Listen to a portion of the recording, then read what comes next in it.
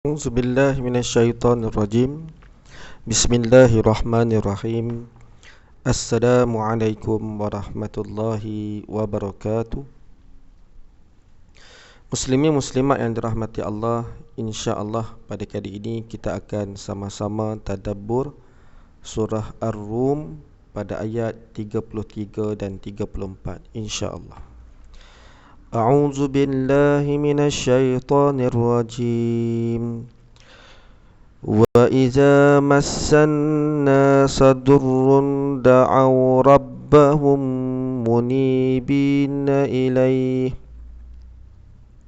thumma idza adaqahum minhu rahmatan idza fariqum minhum birabbihim yushrikun liyakfuru bima atainahum fatamatta'u fasawfa ta'lamun. Sadaqallahul azim.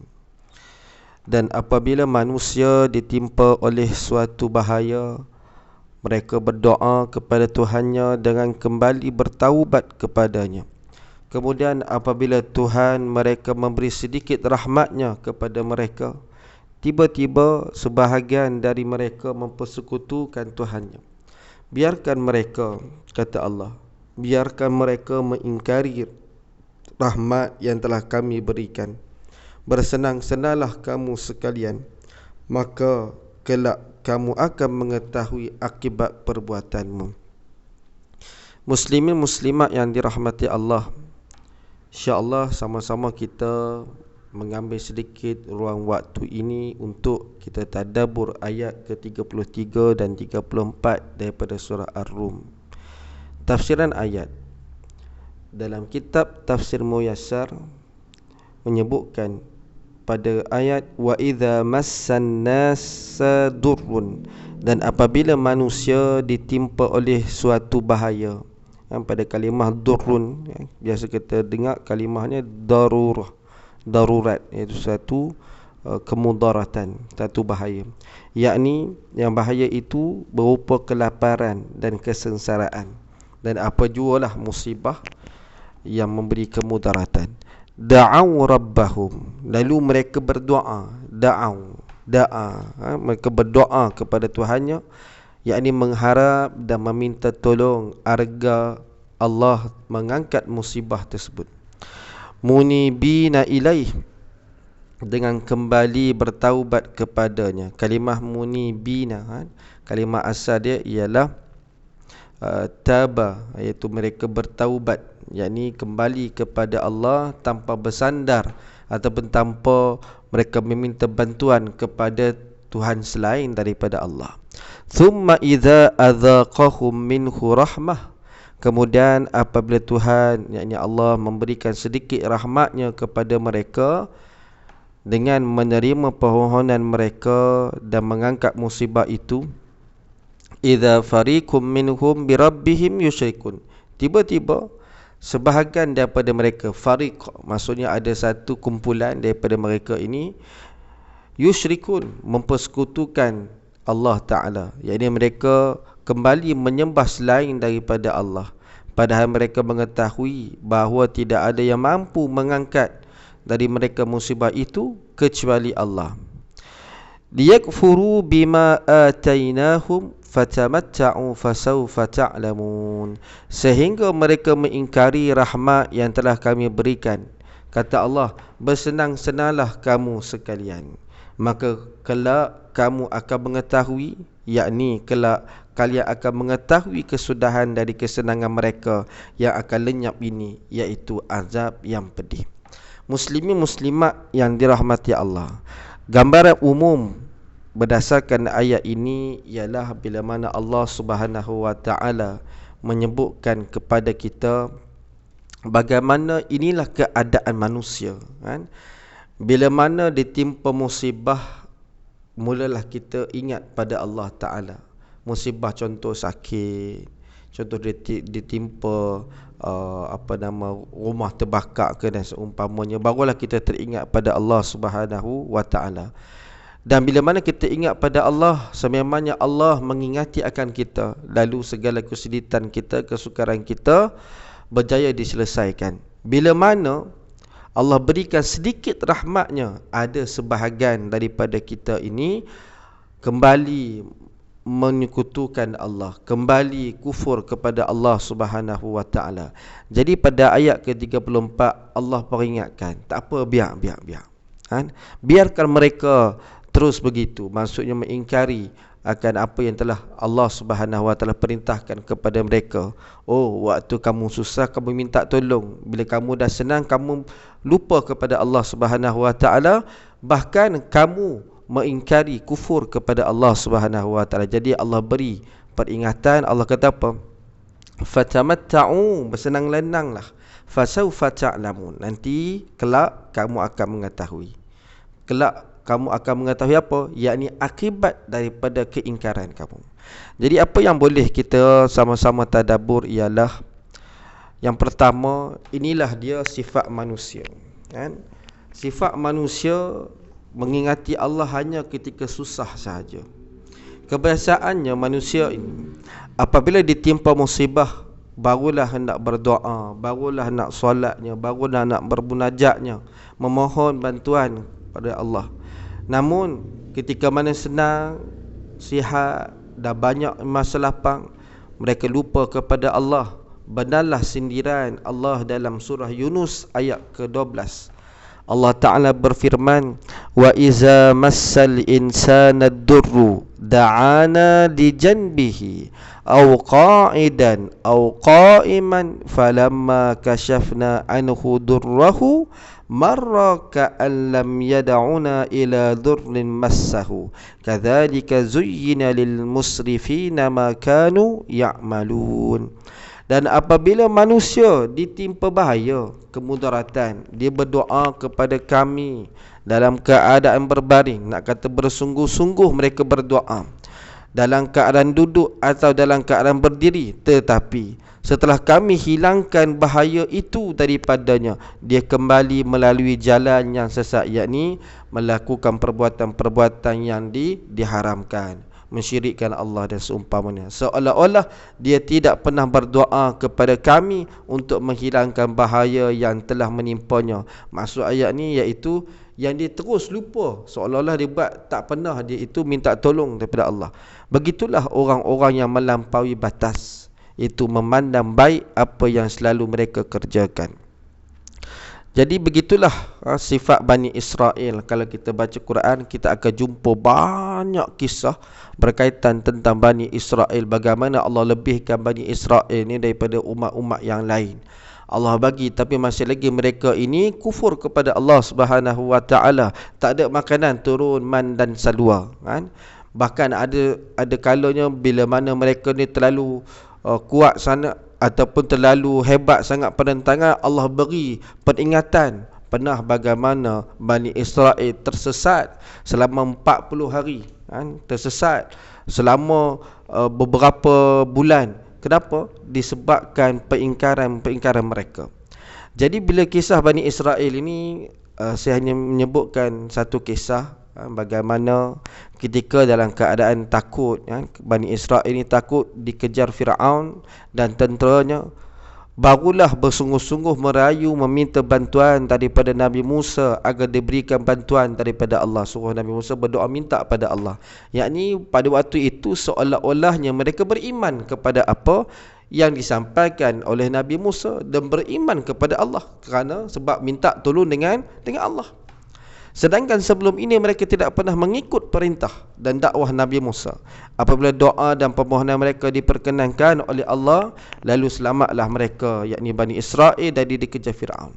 Setelah selamat sampai menyeberangi laut, terus mereka kembali kufur kepada Allah, sebagaimana yang kita boleh lihat dengan jelas dalam surah Al-Baqarah ayat 50. Wa idh faraqna bikumul bahra fa anjaynakum wa arraqna ala fir'auna wa antum tanzurun. Dan ingatlah ketika kami telah belah laut untuk kamu, lalu kami selamatkan kamu dan kami tenggelamkan Firaun dan pengikut-pengikutnya, sedang kamu sendiri menyaksikan. Maka Bani Israel melihat dengan mata mukjizat Nabi Musa belah laut. Doa Nabi Musa diperkenankan oleh Allah, dan mereka juga telah diselamatkan daripada Firaun, namun mereka tetap kufur kepada Allah Subhanahu wa taala. Hal ini juga mengingatkan kita kepada golongan kufur nikmat. Janganlah mengikut jejak langkah Bani Israel yang kufur nikmat. Bila mana mereka dapat nikmat, selamat daripada dikejar Firaun, maka mereka tidak mengikuti apa yang diperintahkan oleh Allah Subhanahu wa taala. Jadi hendaklah kita sentiasa mensyukuri nikmat Allah. Kenapa? Dalam surah Ibrahim ayat 7 Allah peringatkan kita, wa idh ta'adzana rabbukum la in syakartum la azidannakum wa la in kafartum inna 'adzabi lasyadid.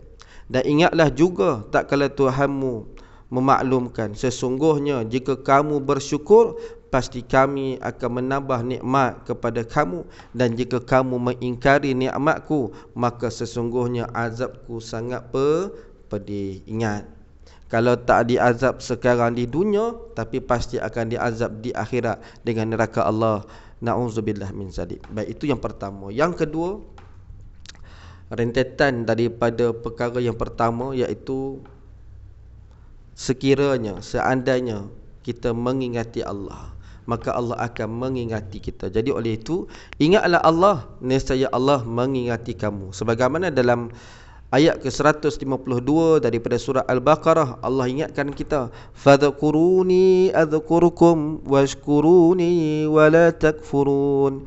Kerana itu ingatlah kamu kepadaku, nescaya aku ingat pula kepada kamu, dan bersyukurlah kepadaku, dan janganlah kamu mengingkari nikmatku.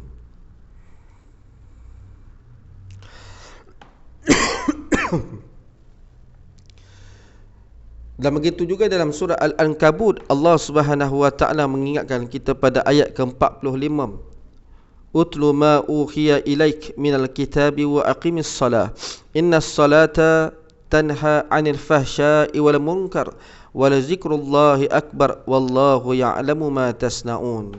Bacalah apa yang telah diwahyukan kepadamu, iaitu Al-Kitab, yakni Al-Quran, dan dirikanlah solat. Sesungguhnya solat itu mencegah dari perbuatan-perbuatan keji dan mungkar, dan sesungguhnya mengingati Allah, yakni dengan solat itu, adalah lebih besar keutamaannya dari ibadat-ibadat yang lain, dan Allah mengetahui apa yang kamu kerjakan. Muslimin muslimat yang dirahmati Allah, di sini nak menyebutkan kepada kita betapa besarnya perintah supaya kita sentiasa mengingati Allah Subhanahu wa taala. Lalu bila mana Allah mensyariatkan solat, kan, bagaimana dalam peristiwa Isra wal Mi'raj, kan, saban tahun kita memperingati akan peristiwa tersebut. Betapa Allah Ta'ala syariatkan solat ini untuk apa? Supaya kita mengingati Allah. Benarlah firman Allah Ta'ala dalam surah Al-Ankabut ayat ke-45 ini, kan? Bagaimana Allah Subhanahu wa Ta'ala menyatakan bahawa sesungguhnya mengingati Allah, yakni mengingati Allah dengan cara apa? Dengan cara kita solat. Dalam ayat ni, innas salata tanha 'anil fahsya'i wal munkar. Sesungguhnya solat itu adalah sesuatu perkara yang boleh mencegah diri daripada perbuatan keji dan juga mungkar. Wala zikrullahi akbar, dan sesungguhnya mengingati Allah. Allah guna kalimah zikrullah. Zik di sini adalah daripada ibadat solat itu. Nak mengatakan bahawa sebesar-besar peringatan kita kepada Allah ialah dengan solat. Jadi kalau siapa jaga solat, insya-Allah Allah akan memberikan kepada kita rahmatnya. Dan bila mana kita ingat pada Allah, maka Allah akan mengingati kita. Sebab apa Allah kata, wallahu ya'lamu ma tasna'un, dan Allah mengetahui apa yang kamu kerjakan. Begitulah dalam hadis Nabi SAW, riwayat Imam At-Tirmizi, ta'arraf ila Allahi fir raha'i ya'rifuka fis syiddati, Kenalilah, yakni ingatlah Allah di waktu senang, pasti Allah akan mengenalimu di waktu sempit. Pasti Allah akan ingat kamu pada waktu sempit, maksudnya waktu kamu susah. Jadi kita boleh mengambil ibrah kisah-kisah yang disebutkan dalam Al-Quran. Di antaranya suka untuk saya kongsikan, iaitu betapa hebatnya kuasa ataupun power daripada kita ingat pada Allah ni, kan? Jika di saat senang kita masih mengingati Allah, apalah sangat ketika mana kita susah. Sebab apa? Waktu senang kita boleh ingat Allah, sudah tentu ketika kita susah kita pasti akan ingat pada Allah. Sebab kepada siapa lagi yang boleh kita minta tolong? Dalam surah Al-Fatihah seringkali kita baca Allah sebut pada kita, firman Allah Ta'ala, Iyyaka na'budu wa iyyaka nasta'in, hanya engkau kami sembah dan hanya engkau kami minta pertolongan. Allah itu maha mengetahui. Belajarlah dari kisah Nabi Allah Yunus yang ditelan ikan nun. Allah kisahkan dalam Al-Quran agar kita mengambil pelajaran. Bagaimana dalam surah As-Saffat ayat 143 dan 144 mengingatkan kita, falaula annahu kana minal musabbihin lalabisa fi batnihi ila yaumi yub'atsun, kata Allah. Maka kalau sekiranya dia, yakni Nabi Yunus, sebelumnya tidak termasuk di kalangan orang-orang yang banyak mengingati Allah, lalabisa fi batnihi ila yaumil yub'atsun, Allah kata nescaya dia akan tetap tinggal di perut ikan itu sampai hari berbangkit, yakni hari kiamat. Nak sebut betapa hebatnya kuasa kita mengingati Allah Ta'ala ini, Allah akan beri jalan keluar pada kita. Bagaimana Nabi Allah Yunus, kalau kita baca sejarahnya, sirahnya, Nabi Yunus ditelan ikan nun adalah disebabkan hukuman Allah Ta'ala bila mana Nabi Yunus, setelah bertahun-tahun berdakwah, tidak ada seorang pun yang mengikuti dakwahnya. Lalu dengan istilahnya dia berputus asa, dia keluar daripada kampung dia, seolah-olah tak ada siapa dah nak ikut dakwah dia, dia lari. Jadi Allah hukum dia. Tetapi disebabkan Nabi Yunus ini adalah orang yang sentiasa mengingati Allah, maka Allah berikan pelepasan, berikan kurniaannya kepada Nabi Yunus alaihissalam. Demikian itu Nabi Yunus lebih mengingati Allah ketika mana diuji dalam perut ikan nun, mana kata bila dicampak daripada kapal, akhirnya telah ditelan oleh ikan nun. Dan itu adalah saat Nabi Yunus diuji oleh Allah Subhanahu wa ta'ala. Dan di saat itu makin hebat zikir Nabi Yunus alaihissalam, makin hebat istighfar Nabi Yunus alaihissalam, memohon keampunan kepada Allah. Sebagaimana kita boleh baca dalam surah Al-Anbiya ayat ke-87, Allah rakamkan, wa dhannuni idh dhahaba mughadiban fadhanna an lan naqdir alayhi fanada fi dhulumati alla ilaha illa anta subhanaka inni kuntu minaz zalimin. Dan ingatlah kisah Dhunnun, yakni Nabi Yunus alaihissalam, ketika ia pergi dalam keadaan marah, lalu ia menyangka bahawa kami tidak akan mempersempitkannya, maksudnya menyukarkannya, menyulitkannya. Maka ia menyeru dalam keadaan yang sangat gelap, berdoa memohon kepada Allah Ta'ala bahawa tidak ada Tuhan selain Engkau, Maha suci Engkau, sesungguhnya aku adalah termasuk orang-orang yang zalim. Sebab tu hendaklah kita memperbanyakkan istighfar ini.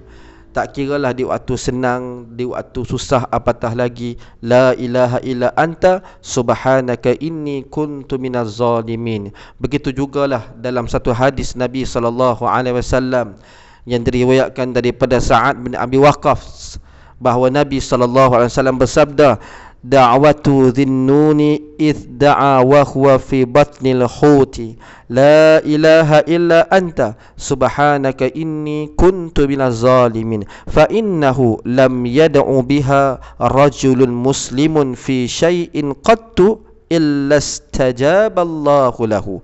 Doa Nabi Yunus ketika baginda berdoa di dalam perut ikan paus. Sesungguhnya tiada Tuhan yang dapat menolong melainkan Engkau. Maha suci Engkau. Sesungguhnya aku adalah daripada orang-orang yang menzalimi diri sendiri. Maka sesungguhnya, kata Nabi SAW, tidak seorang Muslim itu apabila berdoa dengannya untuk sesuatu perkara, sesuatu masalah, sesuatu musibah, melainkan Allah akan mustajabkan baginya. Makna kata, Nabi menyarankan kita untuk memperbanyakkan istighfar Nabi Yunus ini, untuk mudah-mudahan Allah memperkenankan hajat-hajat kita, memberikan penyelesaian kepada masalah-masalah kita. Dan begitulah daripada hadis Nabi SAW mengingatkan kita betapa hebatnya bila kita ingat pada Allah, pasti Allah ingat pada kita. Muslimin, muslimat yang dirahmati Allah, saya juga mengingatkan diri saya kepada semua yang mendengar bahawa Nabi SAW mengingatkan kita dalam satu riwayat hadis. Ini adalah hadis kursi, diriwayatkan daripada Anas bin Malik radhiyallahu an, berkata, qala sami'tu Rasulullah sallallahu alaihi wasallam yaqul qala Allah tabaraka wa ta'ala ya bani Adam innaka ma da'awtani wa rajawtani ghafartu laka ala ma kana fika wa la ubali ya bani Adam law balagat zunubuka anana as-sama' ثم استغفرتني غفرت لك ولا أبالي يا ابن آدم إنك لو أتيتني بقراب الأرض خطايا ثم لقيتني لا تشرك بي شيئا لأتيتك بقرابها مغفرة.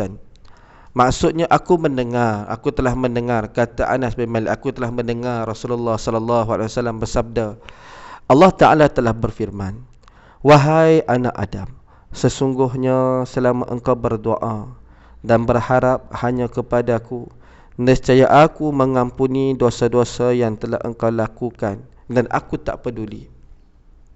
Wahai anak Adam, seandainya dosa-dosamu setinggi langit, kemudian engkau minta ampunan kepadaku, nescaya aku mengampunimu dan aku tak peduli. Wahai anak Adam, jika engkau datang kepadaku dengan membawa dosa-dosa yang hampir memenuhi bumi, kemudian engkau bertemu denganku dalam keadaan tidak mempersekutukan aku dengan sesuatu pun, nescaya aku datang kepadamu dengan memberi ampunan sepenuh bumi. Hadis riwayat Imam At-Tirmizi. Muslimin muslimat yang dirahmati Allah, Allah tidak pernah pedulikan berapa banyak dosa kita. Kenapa? Sebab sifat Allah itu At-Tawwab, maha menerima taubat. Sifat Allah Ta'ala itu Al-Ghafur, maha pengampun. Masih beratkah lidah kita untuk memohon ampunan kepada Allah? Masih sukarkah kita untuk mengingati Allah? Sedangkan Allah sangat menyukai hamba-hambanya yang meminta-minta kepadanya. Wa qala rabbukum ud'uni astajib lakum innal ladzina yastakbiruna an ibadati sayadkhuluna jahannama dakhirin. Dan Tuhanmu berfirman, berdoalah kepadaku, nescaya akan kuperkenankan bagimu. Sesungguhnya orang-orang yang menyombongkan diri dari menyembahku akan masuk neraka Jahannam dalam keadaan hina dina. Surah Al-Ghafir ayat 60. Jadi sama-samalah kita memperbanyakkan doa, memperbanyakkan istighfar, memperbanyakkan mengingati Allah. Mudah-mudahan dengan itu asbab yang mana Allah memperkenankan doa-doa kita, dan Allah mengangkat segala dosa-dosa kita, memuliakan kita dan masukkan kita ke dalam syurganya insya-Allah. Dan akhir sekali, apakah akibat bagi mereka yang melupakan Allah? Allah peringatkan kita dalam surah Al-Hajj ayat ke-19. Wala takunu kalladzina nasullaha fa'ansahum anfusahum ulaika humul fasiqun.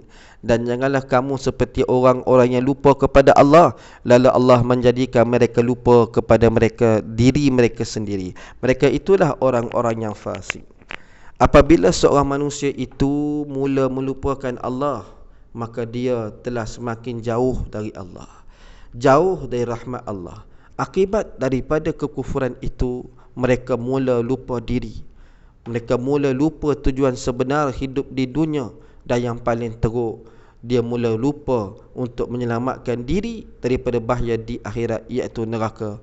Mudah-mudahan dengan sedikit peringatan khusus pada diri saya dan juga kepada semua, apa yang kita kongsikan ini mudah-mudahan berbekas pada diri kita, dan juga mudah-mudahan kita tergolong dalam golongan orang yang sentiasa ingat pada Allah di saat senang maupun susah. Wallahu a'lam bissawab.